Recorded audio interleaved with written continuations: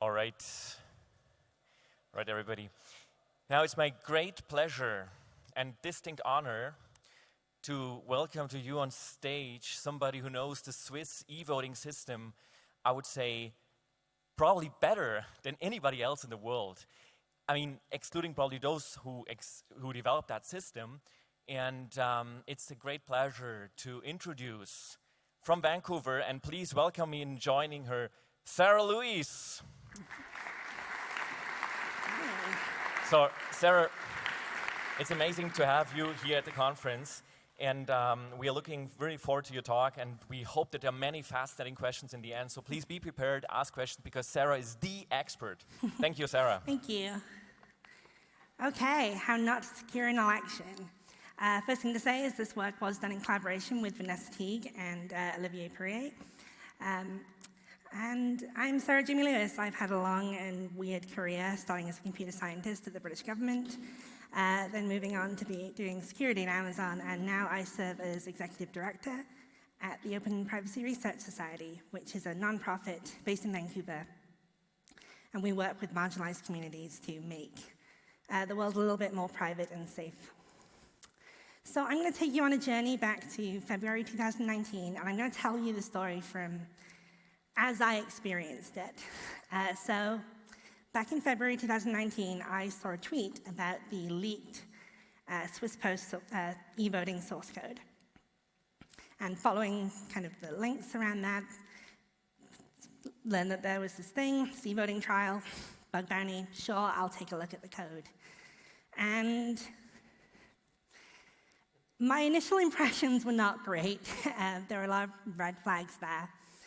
And kind of, I started ranting about it on Twitter. A couple of other cryptographers got involved, and things got a little bit out of hand when a couple days later, Swiss Post and Seidel, the company behind the e-voting system, put out a press statement saying that our criticisms are mainly based on misunderstandings related to the cryptographic mechanisms.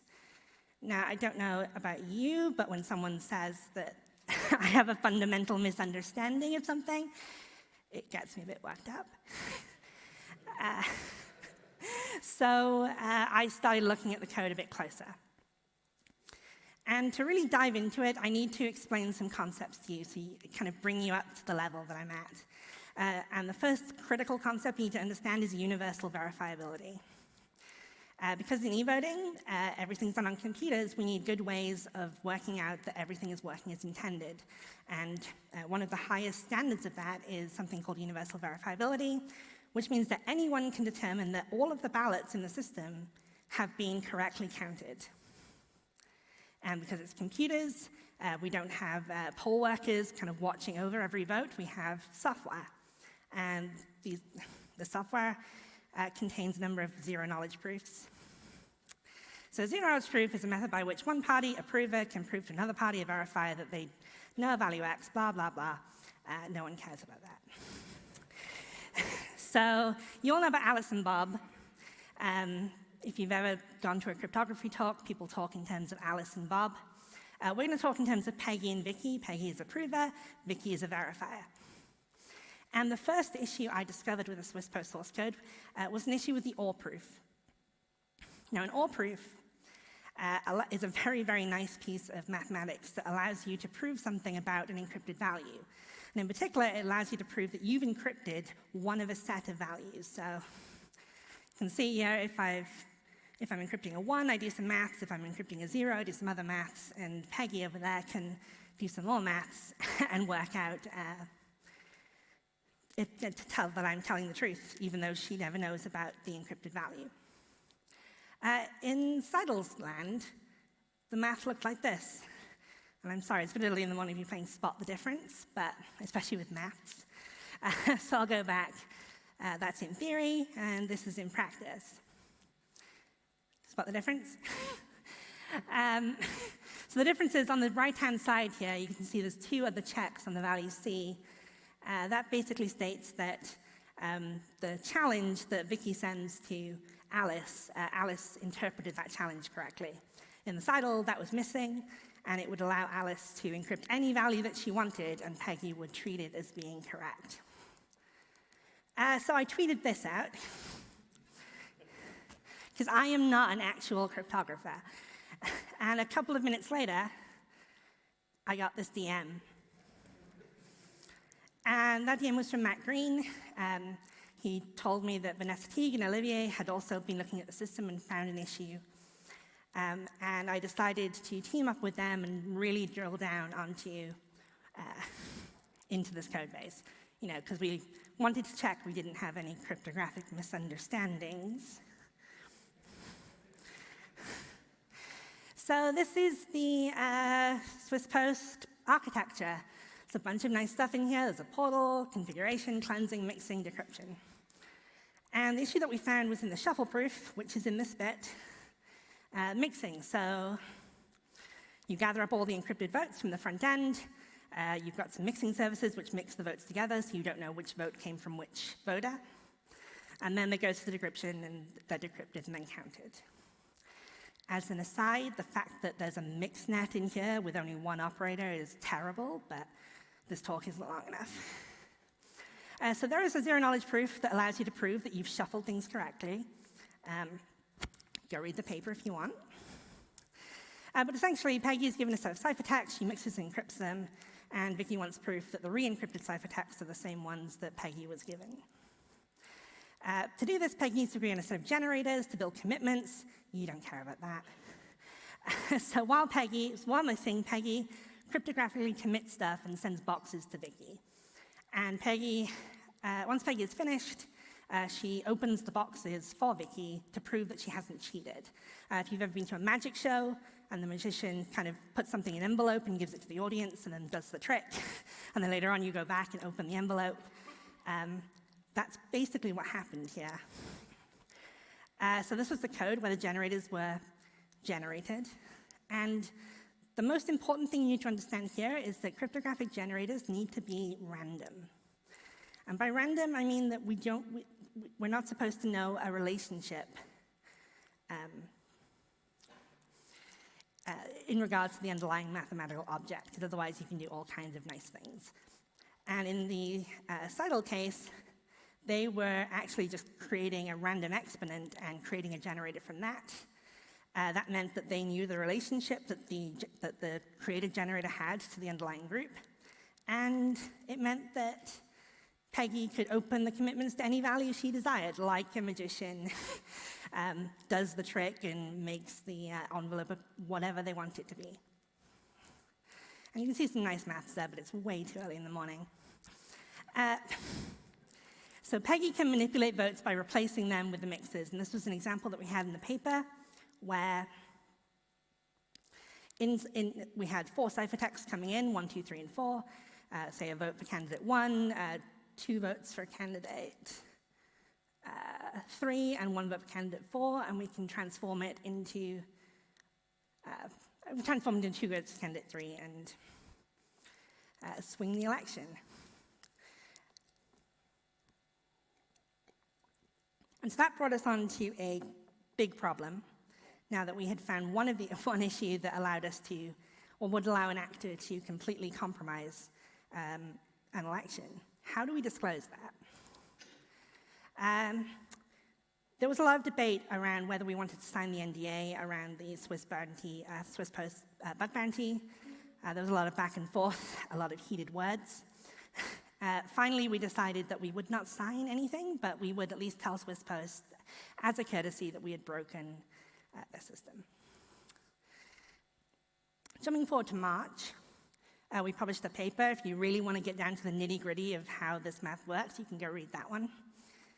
But the core takeaway from that is that the mixnet has a trapdoor, and a malicious administrator or software provider for the mix could manipulate votes. But crucially, they could produce a proof that passes verification.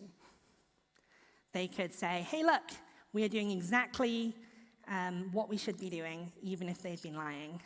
The beauty of mathematics. Meanwhile, in Australia, there was an election going on. And the New South Wales Electoral Commission had put out a statement. This caught us a little bit off guard because we were originally told, and there was kind of a common understanding that the Seidel codebase in Australia and the Seidel codebase in Switzerland were pretty separate. But it turns out that their mixnet also had a problem. And it was the same problem, because it was the same code. Oh dear. Thankfully, in the New South Wales case, they weren't affected by this because everything was behind an air gap, which is completely nonsensical, because the threat actors here are the people running the software infrastructure. They're not random hackers. They are people who can subtly tweak the mathematics behind the scenes and produce a result that they want. But anyway, they were secure because of an air gap. And also, Seidel delivered a patch during the middle of an election, because that's exactly what you want in your democracy, is random corporations turning up to your ballot boxes, tinkering with them, and going away. So back to Switzerland. And now we're going to talk about decryption proofs. So after you've done the mixing, you've got to decrypt the votes. And there's a zero-knowledge proof for this, just like this map for that. So Peggy has a ciphertext and a key to decrypt it, and she gets the plain text from that, basic decryption, cryptography. Vicky wants proof that the plain text that Peggy gives her came from the same ciphertext. But we can't have Vicky have the key, because then she should go back and decrypt everything and work out which vote came from which voter. So in Theoryland, there's a very nice mathematical protocol where Alice does some stuff, Vicky sends a challenge, Alice does some stuff based on that challenge and sends the result to Vicky, and Vicky can prove that the ciphertext and the plain text came from the same place. In the real world, we use something called Fiat-Shamir, or Fiat-Shamir transform. And instead of sending the challenge from Vicky, Peggy and Vicky agree on a way of generating challenges. So basically, we use a hash function and we hash a bunch of values, get some randomness using the hash function. We assume it's random enough that Alice can't cheat. Oh, sorry, Vicky can't cheat. In secure code bases, we use a primitive called a transcript, where all the data from the protocols are all hashed together so that no one has control over any of the inputs, or no one has control over a sufficient number of inputs to manipulate the challenge. And to kind of give you an example of how this works, you can imagine, if you had 3, 10, and 10, and 20, you'd hash them all, 1,020, hash them all together, get a hash, and you use that hash as the challenge, as the randomness. There's a concept in mathematics called weak Fiat-Shamir, because of course there is. And one of my collaborators, Olivier Perrier, along with a couple of other people, originally wrote about this within the context of voting systems, a voting system called Helios. And in the Syl code base, only certain public parameters were given to the hash function. This is the very foundation of kind of a weak Fiat-Shamir, where you're not hashing enough data, so you're not getting sufficient randomness, and so you can manipulate the proofs. To give you kind of an example, if we had 2 inputs where we hash 3 and we hash 10, we had another input where we hash 31 and we hash 0, if you've ever done anything with hash functions, you know that those equal the same thing, because there's no differentiation between the contexts. And so this is how the Fiat-Shamir transform was supposed to work in the Seidel code base. Here is what we did. And so you can see that because we're only hashing the public key, the ciphertext, and a couple of random elements that Peggy has complete control over, we can actually generate a completely new proof for a different ciphertext. And because of that, we can create a proof that we decrypted something to a garbage result rather than a valid vote. If you want to kind of dive down into this, there's another paper that we put out called How Not to Prove Your Election Outcome, blah, blah, blah, blah, blah. So at this point, we're in the middle of March, I think, in the timeline, and I still had a bunch of unanswered questions. Namely, what was an OR proof doing in the code base? If you actually go look at the specs for the Swiss Post system, you look at the Seidel systems, nowhere there is there an OR proof. OR proofs are sometimes used in e-voting systems, but not in the Swiss Post case. So I did what any researcher would do, and I emailed Seidel and asked them. And they said, yep, you're right. There is an error in the OR proof. We're going to fix that. And the reason why the OR proof was there was because they built this thing as a giant library and had not designed it to be broken apart, because exactly what you want in your e-voting system is a bunch of unused vulnerable code.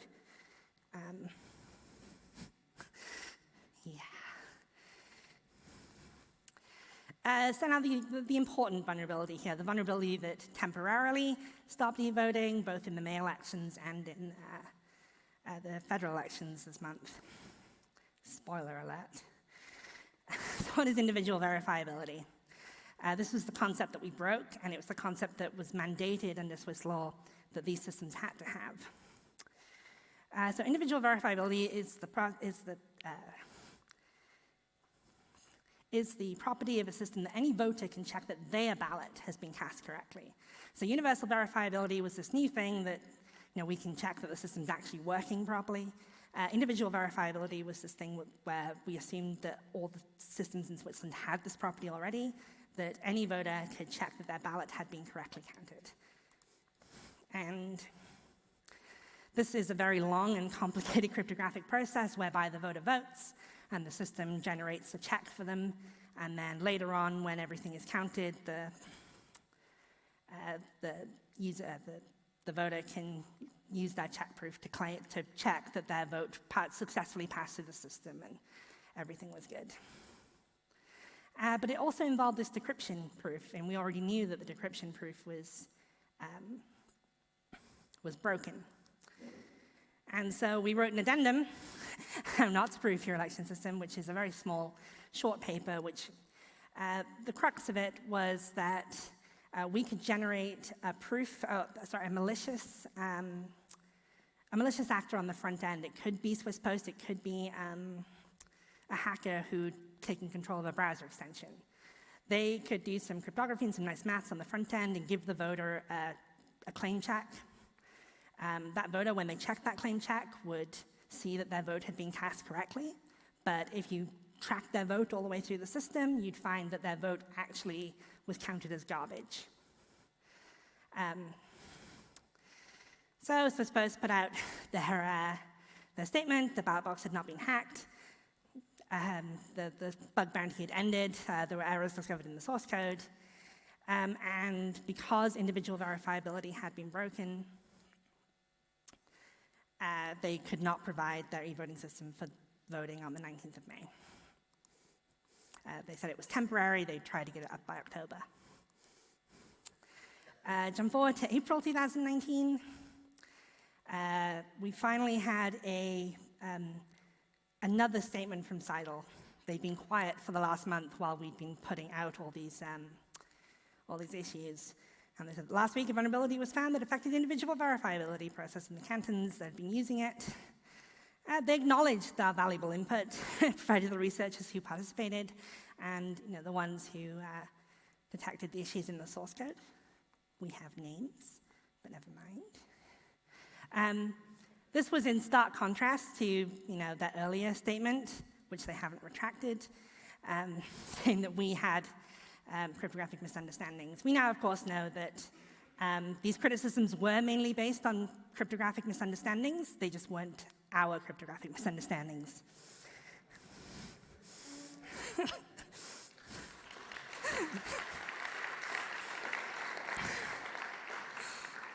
Thank you. So the aftermath. Swiss Post awarded our research team 5,000 Swiss francs. Thank you very much. Not the 250, but fair enough. And later on in June, after a bunch of political discussion in Switzerland, which I won't pretend to understand or have an expert opinion on,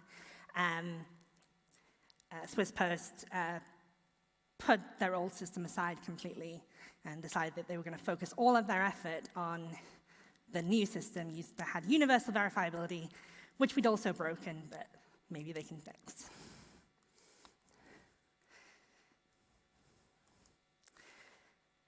You might be asking what happened in Australia. They had this vote. CIDL turned up and patched the system, maybe. There were some audits done after the election, and they were published later on in the year. And do you remember the air gap that the New South Wales Election Commission said definitely would have protected them from any malicious hackers who wanted access to it? Apparently, there was something wrong with the air gap, but it was redacted. So, also, the reports that came out made no reference to the fact that there was an emergency patch happening during an election, something I have very strong opinions about, but what do I know? But it's fine, because as we all know, Australia is governed under different laws.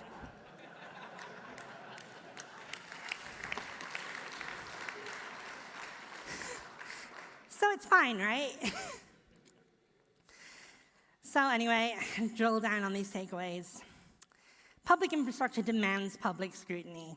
Half an hour is not enough time to drill down into every cryptographic issue or to give you the kind of sense of the mathematics that you need to truly grasp how badly broken these systems were and how bad the source code was. And this is why we need these systems to be open, to be public, and to not be afraid and hide behind non-disclosure agreements and redacted audit reports after the election. And it's important to note that the math and the implementation of that math are different. Seidel put in their press release statement had stated that their math had been reviewed by several academics, cryptographic experts, and there were no issues, and that's why they were so confident that the state-of-the-art system would withstand the pressure of some random people looking at it. Unfortunately, when you implement math in source code, you have all the issues that come along with source code. And I'm sure there are people in this room who understand that software development is hard. If researchers with little or no sleep can break your system, so can actual threat actors. I am not the Russian government. I am not the American government.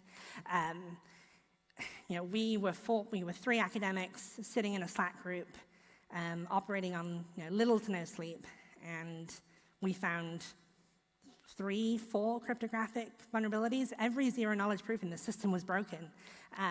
That's a good indication that other things in the system were also probably broken, and that anyone who really cared about hijacking an election would find avenues to do it, whether it was through bribery or any other channel.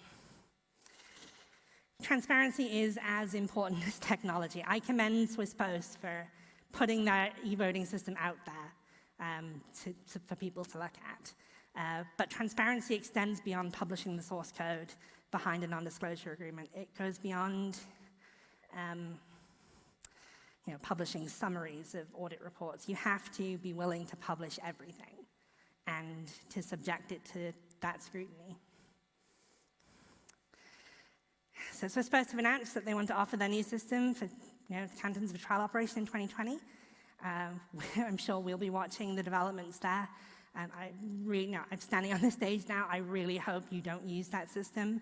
It's terrible. It's terrifying. There are probably more issues buried under the surface. Which is why it's important, if you have one takeaway from this talk, it's speak math to power. It's a language that people understand. It's hard to refute. It's what open privacy was set up to do, to build systems that governments can't break and to allow people to have consent that's cryptographically protected. That's the end of my talk. I'm going to do a little pitch for open privacy. We are a nonprofit. This work could have only happened because I had the time and energy to devote to cryptographic research for a number of cases.